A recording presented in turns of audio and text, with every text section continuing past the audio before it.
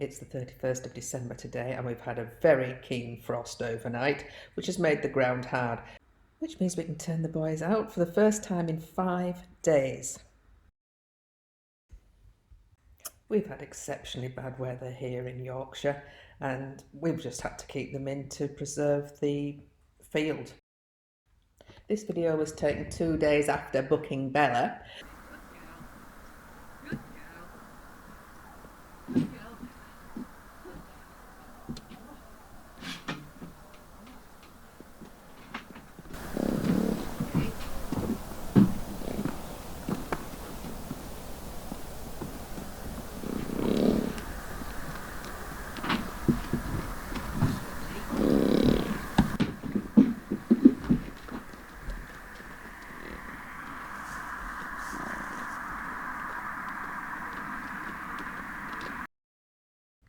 I think what's happened is that because Bella's so good for her age, people have forgotten how young she is.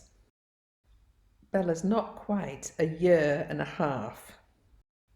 When she came to me, she was completely wild. You couldn't even go in a cage, said the breeder.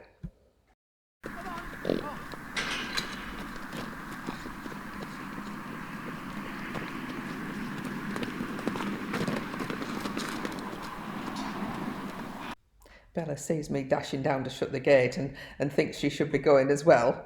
And I turned round quick because I thought she was going to escape out the gate.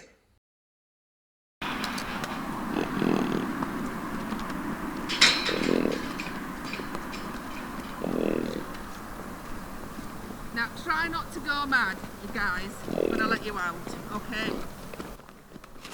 Through. Through.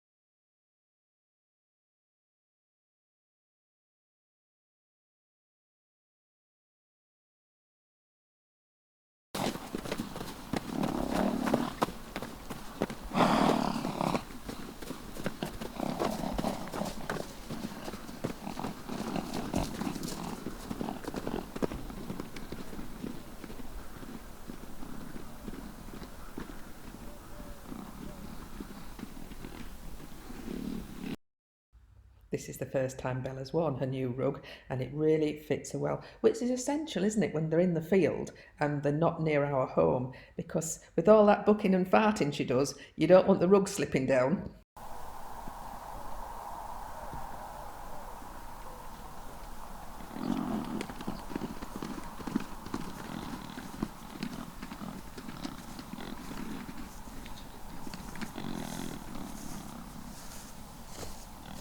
It's -3 today. We never get it this cold, really.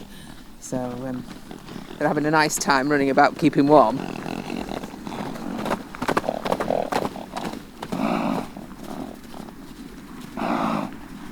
She's got a flag up. Yeah.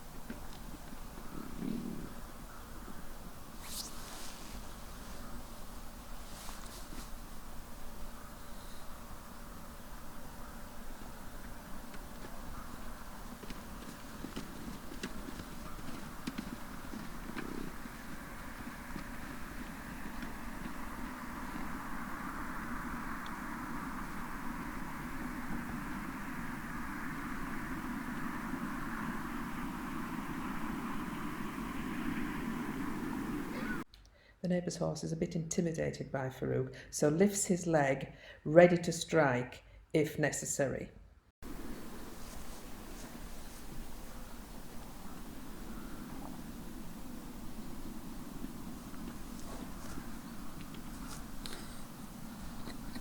Bella, being second in command, feels she needs to make it clear by putting her ears flat back that the other horse has to move along, and she also then moves Farouk along.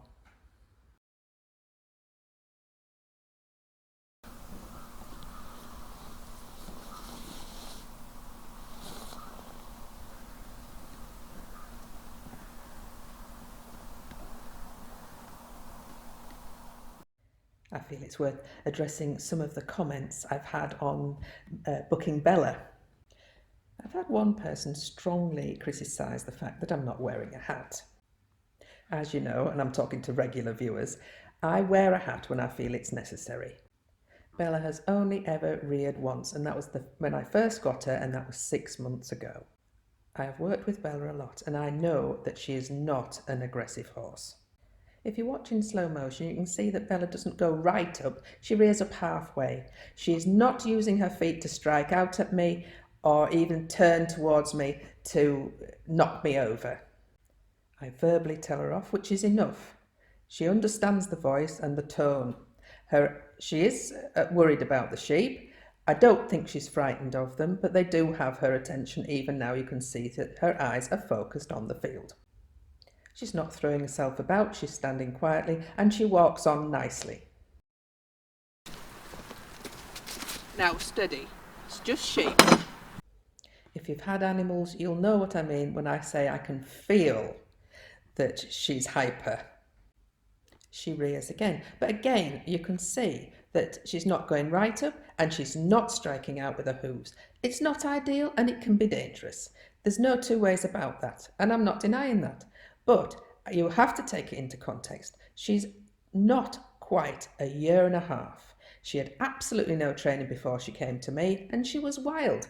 Wild in that she'd never been handled. She'd never had her feet trimmed, she was poorly, she was underweight. Bella is now fit and well and loves life.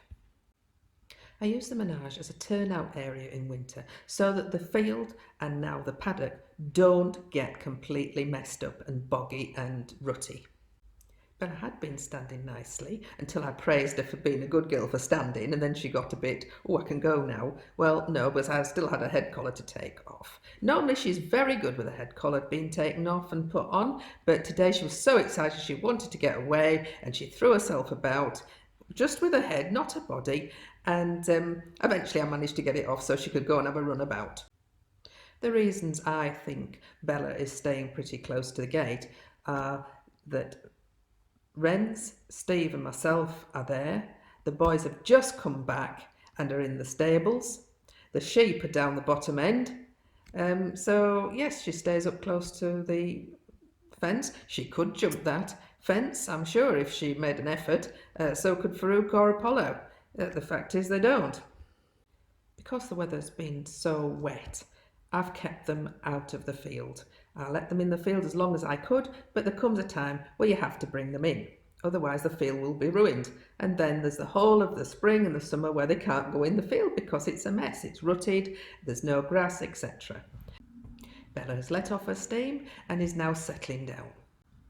All horses that have been kept in a stable for longer than you would like, i.e. days, need to let off steam. Apollo is no different, and he is one of the most sensible horses that I think anybody has ever come across. When it's time for Bella to come in, she's settled, she's nice, she's not going for me, she's not striking out. She just, I hold the head collar up and ask her to come and put her head in, and she comes over nicely, ears forward. She would have put her in straight away, but of course she hears the call. But then when I persist and say head in, she puts her head in. There's nothing at all that needs addressing with Bella. We're just going to carry on as we have been doing with our training. I think when she's on the lunge, if she wants to buck and fart and carry on, that's fine. She's a youngster. She's got 2 years to go before we're even starting anything serious, let alone riding. She could hurt me, but I'm fully aware when she's in one of those moods to be very careful for my own well-being. She wouldn't do it intentionally, I know she wouldn't. You may remember a couple of comments saying that I shouldn't be working a youngster, let it be a horse. Well, I don't think so. Can you imagine leaving Bella for another couple of years? It would make it extremely difficult for me and extremely difficult for her because it's much easier to learn things when you're younger, isn't it? Hope you've enjoyed the video. If you have, don't forget to thumbs up, please. And we do like to read your comments. Sorry that we can't answer them all. TTFN.